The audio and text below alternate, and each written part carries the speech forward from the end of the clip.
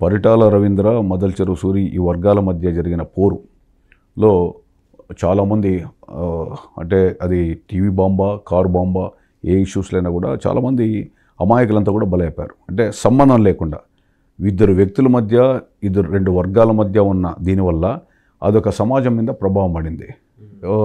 అందుకని ధర్మవరం మన కదిరిలో ఒక అతను బట్టల వ్యాపారస్తును అక్కడ ఉంటాడు ఫుట్పాత్ మీద.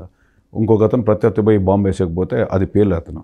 అదేవిధంగా ముద్దునూరు, కడప జిల్లా, ఇట్లా చాలా చోట్ల తాడిపత్రి ప్రాంతంలో ఇద్దరు నేతల మధ్య ఉన్న ఫ్యాక్షన్ వలన పార్కులో బాంబులు పెట్టింటారు, పోలీసుల దాడి జరుగుతుందని. ఆదివారం రోజు బడిపిల్లలు పోయి బంతులాట ఆడుకుందామంటే బంతి ఏం తీసుకుని వస్తే పేలుతాయి.